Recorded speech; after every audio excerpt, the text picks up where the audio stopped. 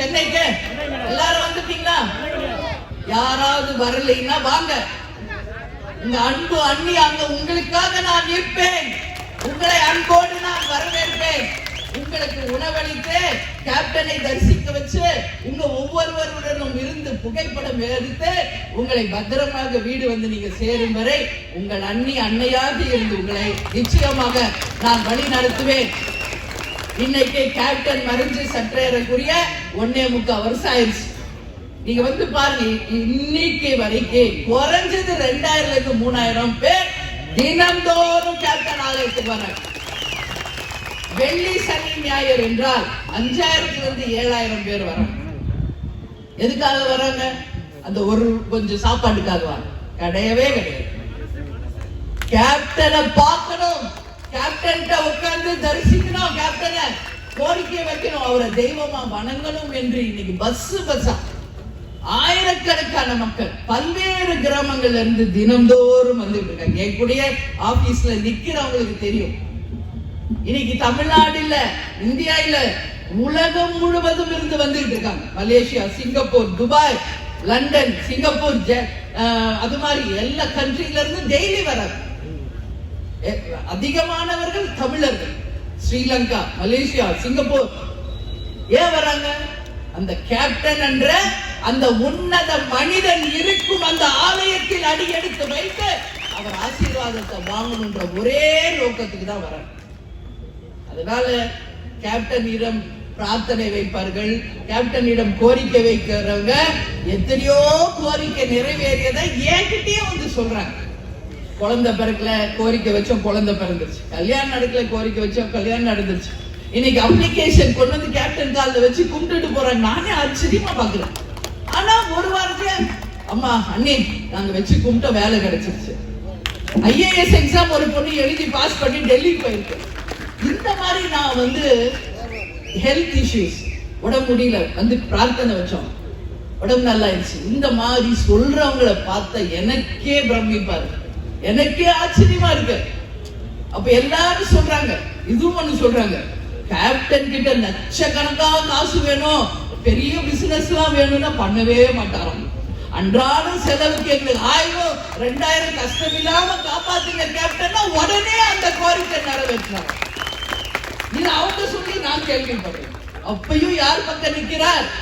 ஏழைகள் மக்கள் பக்கம் தான், அன்றாடம் காட்சிகள் பக்கம் தான். அந்த அன்றாடம் தொழில் செய்து அந்த மூலம் குடும்பம் நடத்துறவங்க பக்கத்துலதான் கேப்டன் நிற்கிறார். இன்னைக்கு பார்த்தா நம்ம சிதம்பரம் தெரியுமா உங்களுக்கு? சிதம்பரம் மாவட்டம். ஒரு சின்ன உதாரணம் உங்களுக்கு சொல்றேன். அங்க நம்ம கட்சிக்காரர் ஒரு பூக்கடை வச்சிருக்காரு பஸ் ஸ்டாண்ட்ல. அப்போ அவர் வந்து ஒரு மிகப்பெரிய ஒரு கடன் சுமையில மாட்டி ரொம்ப கஷ்டப்பட்டார் வியாபாரம் செய்ய. அப்ப ரொம்ப சோர்வடைஞ்சு அவர் வந்து கேப்டனுடைய மறைவன்னிக்கு அன்னதானம் செய்வதா வேண்டிக்கிட்டாராம். ஆனா கேப்டன் மறைவு நாள் வந்துச்சு, அவர்கிட்ட சுத்தமா 100 ரூபாய் கூட கிடையாது. அப்ப எப்படி அன்னதானம் செய்வாரு? யோசிச்சு பாருங்க. கடன் கேட்டாலும் யாரும் கொடுக்க மாட்டாங்க, என்ன ஏற்கனவே நிறைய கடன். அப்போ அப்படியே மனசு நொந்து போய் கேப்டன் பெரிய புகைப்படத்தை வாசல்லையே வச்சிருக்காரு அவர் கடை முன்னாடி.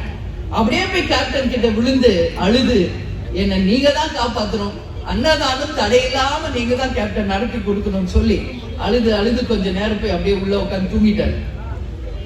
ஒரு அரை மணி நேரத்துல ஒருத்தர் வர்றாராம், தேடி வர்றாராம். வந்து தட்டி, இந்த மாதிரி எங்க கிராமத்துல திருவிழா வச்சிருக்கிறோம், அந்த திருவிழா செலவு மொத்தம் 2 லட்சம் ரூபாய், அது இந்த பூக்கடைக்காரர் நீங்களே எடுத்து நடத்துங்க, அதற்கான அட்வான்ஸ் இன்னைக்கு 25,000 ரூபாய் கொடுக்குறேன் வச்சுக்கங்கன்னு சொல்லி அவர் கையில கொடுத்துட்டு திருவிழாவுக்கான ஆர்டரை எடுத்துக்கிட்டு போனாராம். என்கிட்ட சொல்றாரு, அப்படியே கண்ணீர் மல்க சொல்றேன்.